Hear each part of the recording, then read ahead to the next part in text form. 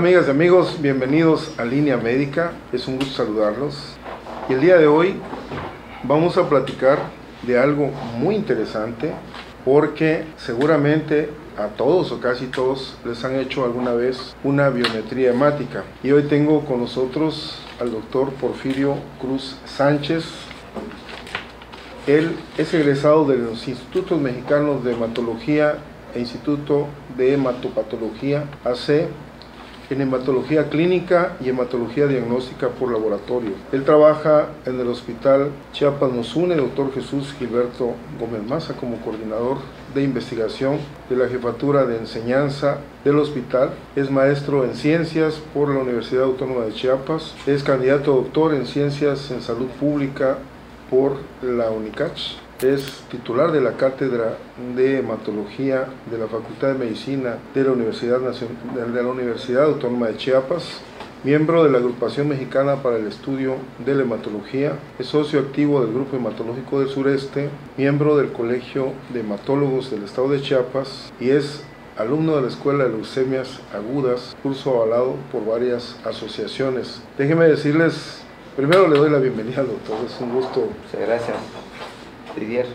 Doctor Porfirio, nos conocemos de mucho tiempo y luego en ocasiones hemos tenido la oportunidad de desayunar en el hospital en unos minutos que casi no tenemos por mucho trabajo y platicar sobre medicina. ¿Sobre qué podía versar nuestra plática si no es sobre medicina, ¿no, doctor?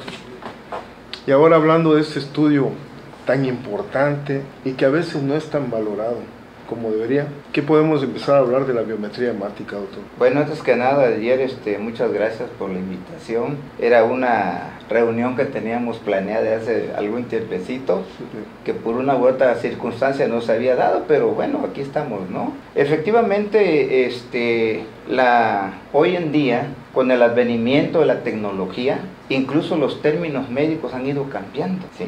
Hoy en día se llama citometría hemática. Ya cambió el término de biometría hemática. Hay un análisis del doctor Guillermo Ruiz Argüelles, que es un hematólogo investigador que yo admiro mucho, que ha ido él cambiando, analizando algunos conceptos. ¿Por qué biometría hemática?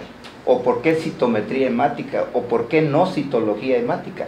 Es decir, son muchos términos, porque hoy en día tú sabes que la tecnología pues ya nos ha invadido, ¿verdad? La tecnología ahora, los estudios de laboratorio, al menos en el área hematológica, se hacen con un aparato que se llama citómetro, por eso se llama citometría hemática, ¿no? Y también las unidades de medida han ido cambiando. Ya las micras cúbicas que conocimos en la facultad, pues ya eso ya pasó a la historia. Ahora se habla de femtolitos, de picogramos, etcétera, etcétera, para valorar a las células de la sangre. Entonces, esto pues ha venido revolucionando todo este bagaje de conocimiento científico. Yo he dicho que dos grandes áreas han tenido un brutal avance en nuestro momento, en esta etapa que estamos viviendo: las comunicaciones y la medicina, ¿sí? Y dentro de la medicina esta área tan importante, ¿no? Y hemos platicado, doctor, sí, algunos términos como cascada de la coagulación ya no es correcta, y con usted me he estado actualizando en la cuestión de la hematología, porque hablamos de fisiología cuando estamos platicando, que es algo que a usted le gusta y a mí también, de la parte de la medicina, pero este estudio de citometría hemática, que ahora se llama, nos da el resultado de analizar a 3 grupos de células. Es correcto, sí. Las rojas, las blancas y las plaquetas, para que nos entiendan nuestras amigas y amigos que nos están viendo. Sí, cómo no. Mira, los estudios de laboratorio, como los estudios de gabinete u otros estudios que en otras áreas otros compañeros solicitan, siempre se deben de hacer con base a un conocimiento científico. No se deben de hacer de rutina. Dicho de otra manera, ¿qué es lo primero que tenemos que hacer cuando abordamos a un paciente? Pues hacerle su historia clínica. Es lo primero. Dentro de ella, bueno, el interrogatorio o la anamnesis, que es tan importante conocer cuál es, al menos en el área hematológica, la actividad del individuo, a qué se dedica. Porque existen patologías que son muy propias de ciertas actividades. Por ejemplo, los campesinos, que están expuestos a sustancias mielotóxicas, inmediatamente se percata uno y dice, no, pues esta posibilidad puede estar allí, ¿sí? Entonces siempre la historia clínica es muy importante, es la punta de lanza de todo eso. Luego hay que explorar perfectamente bien al paciente, ¿sí? Creo que todos los médicos hacemos esa metodología, y de esos dos conceptos, de la anamnesis y de la exploración física, hacemos propuestas, hacemos hipótesis, probabilidades, como tú en trauma haces probable de fractura X o Z, ¿verdad? Claro. Igual nosotros, probable anemia, probable leucemia, etcétera. Entonces, hacemos un enfoque diagnóstico que vamos a complementar, ¿sí?, con estudios de laboratorio o estudios de gabinete, según sea el caso. Con todos esos enfoques, lo que estamos haciendo nosotros es confirmando o negando, ¿verdad? Porque las hipótesis son esas. Tú sabes que en investigación las hipótesis son supuestos que el investigador tiene que comprobar. Eso es lo que hacemos los médicos todos los días. Nosotros los médicos hacemos investigación todos los días. Y la investigación se basa en la historia clínica. ¿Qué estamos investigando? Problemas de salud. El método clínico que usamos ahí para llegar a una hipótesis que sería el diagnóstico, y luego estos estudios para comprobar o bien desechar ese diagnóstico. Ahora bien, fíjate que lo que yo he observado es que hemos ido perdiendo la clínica, porque los estudios estos sofisticados han venido a hacer a un lado ciertos estudios, y yo creo que ese es un error. Hay un estudio, los argentinos hicieron un estudio, los argentinos, sobre los estudios de laboratorio, y ellos señalan, dicen que la clínica debe representar el 90% del diagnóstico del paciente, y los estudios de laboratorio solamente el 10%. Sin embargo, en la práctica, en la realidad, todos hacemos estudios sobre la sangre y muchas veces ahí hacemos el diagnóstico, ¿sí? Entonces, la citometría hemática tiene una gran utilidad para todo el mundo, no necesitan ser hematólogos.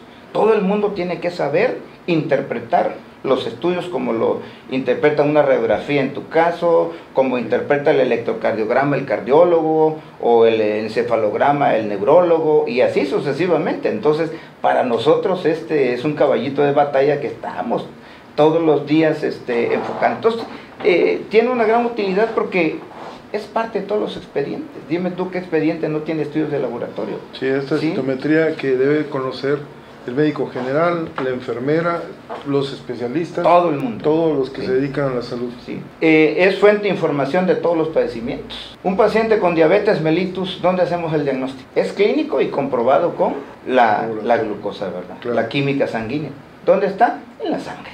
Entonces, todos los tiene una gran función porque da a conocer muchas alteraciones de las células, ¿sí? Tanto en estado de salud como en enfermedad. Por ejemplo, gente que va a un trabajo, ¿qué es lo primero que hace la empresa? Le solicitan estudios de laboratorio para ver cómo está, ¿verdad? Ese es bastante común. Ya en un proceso patológico, con frecuencia da el diagnóstico, ¿sí? La evolución de un paciente, ¿cómo la seguimos? Por los estudios de laboratorio, ¿verdad?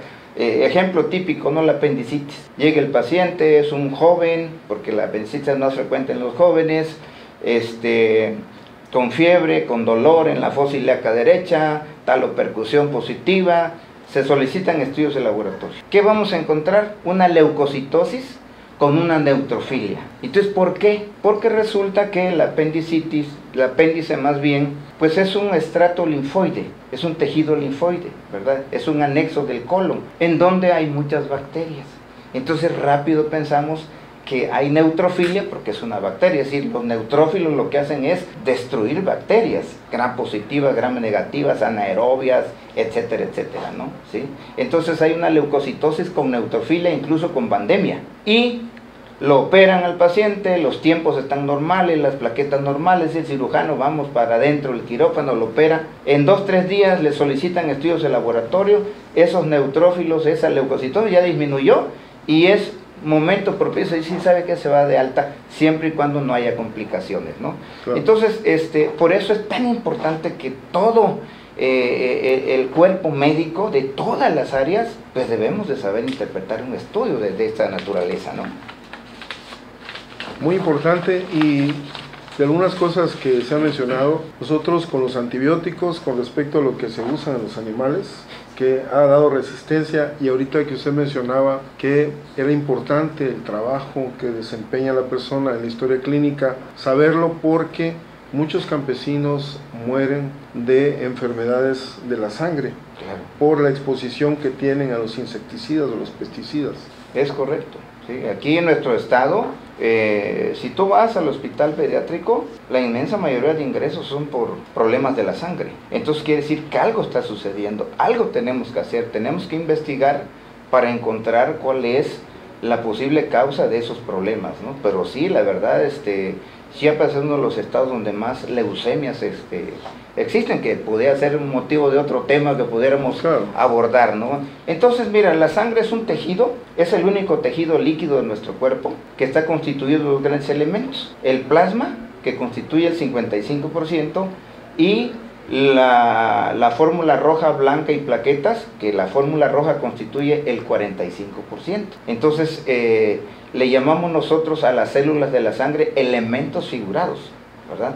Y en el plasma, pues, ¿qué va a estar en el plasma? En el plasma están los anticuerpos, las hormonas, las enzimas, están los anticuerpos, etcétera, ¿no? ¿Sí? Por eso es tan importante el estudio de la sangre, saber proteínas, lípidos, carbohidratos, etcétera, ¿no? Potasio, magnesio, todo.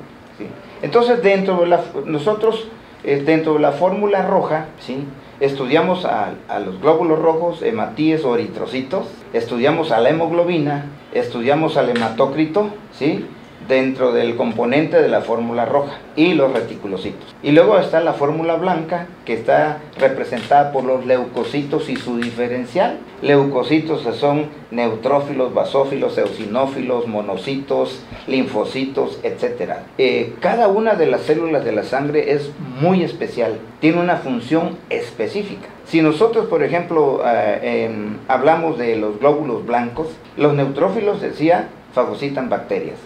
No destruyen virus, solo bacterias. Se ayudan entre muchos porque las células de la sangre son así, son cooperadoras, son ayudadoras. Si yo te hablo de un linfocito no fagocita bacterias, destruye virus o células neoplásicas. Entonces, cuando estamos ante una gripe, por ejemplo, ¿qué es lo que va a incrementar? Las células que van a aumentar, pues van a ser los virus. Va a haber una leucocitosis a expensas de los linfocitos, va a haber una linfocitosis, ¿no? Claro. ¿Sí? Y así las parasitosis, por ejemplo. Los eosinófilos destruyen parásitos planos. ¿Me explico? Parásitos en general. Entonces, si hay leucocitosis con eosinofilia, lo más probable es que haya parasitosis. Entonces, fíjate cómo nos va guiando un estudio de laboratorio para hacer diagnóstico de una patología, ¿no? Muy interesante, doctor, porque lo que mencionaba con respecto a tener la clínica, esto dentro de la historia clínica, que sería la base del método clínico para poder llegar a ese diagnóstico que es una hipótesis. Y luego solicitamos el estudio, y ya con el estudio, de acuerdo a los resultados, podemos ir comprobando algunas cosas. Pudiera ser que otras no se lleguen a comprobar todavía y haya que pedir otros estudios, claro, pero de entrada estamos haciendo un buen abordaje. A todo paciente es fundamental solicitarlo, ¿no? Si yo hablo de la fórmula roja de los glóbulos rojos que decíamos hace ratito, entonces les estudiamos parámetros e índices. Los parámetros son la hemoglobina, es el hematócrito, el número de glóbulos rojos y reticulocitos. Luego viene el tamaño del eritrocito, que se evalúa con el volumen globular. Luego viene la cantidad de hemoglobina que tiene un eritrocito, por ejemplo, individual, que eso se valora con la hemoglobina corpuscular media. Luego viene qué cantidad hay en 100 mililitros de glóbulos rojos, que eso se valora con la concentración media de hemoglobina globular. ¿Para qué nos sirve eso?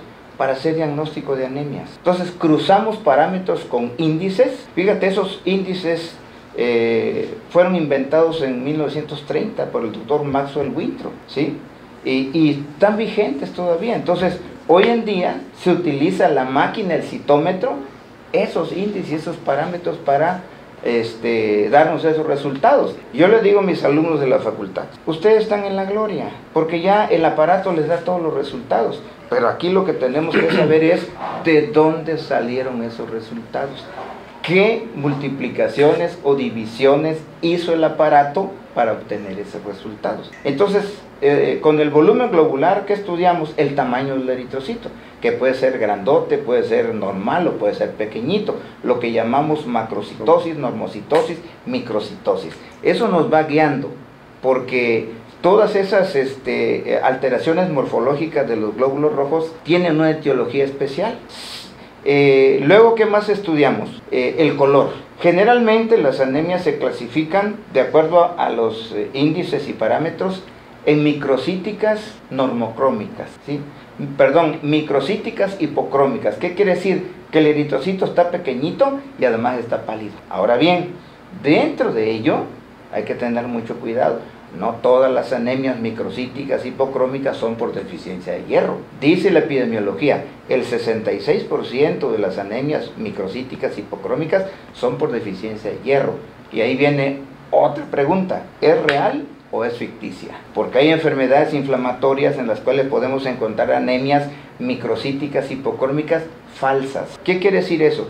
Eso quiere decir que hierro existe, pero no se puede utilizar. ¿En dónde quedó el hierro? El hierro quedó en los macrófagos. ¿Por qué? Porque acuérdate que el hierro es un mineral, es un metal que es vital para virus, para bacterias, para las células del cuerpo. El hierro ya no solamente se entiende ahora que es útil para la síntesis de hemoglobina, no, el hierro es útil para toda la economía, para todo el cuerpo.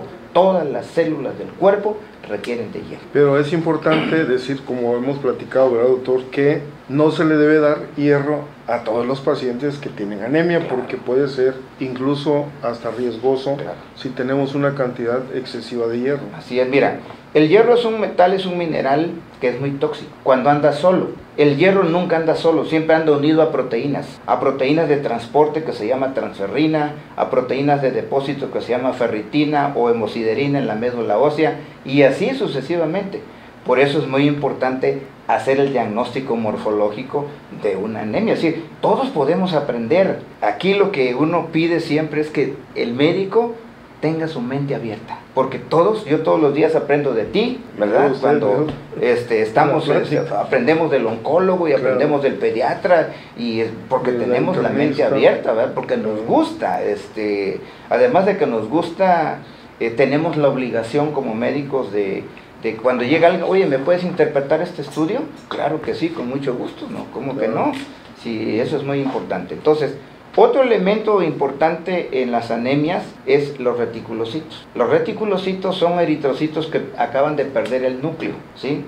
Son células que ya pueden en un momento dado transportar oxígeno. En una situación, por ejemplo, en donde hay pérdida de eritrocitos por una hemorragia, en donde hay se están destruyendo los glóbulos rojos en una anemia hemolítica, por ejemplo, sea hereditaria o sea adquirida, lo que va a aumentar en la sangre, ¿cuál va a ser? Reticulocitos, ¿verdad?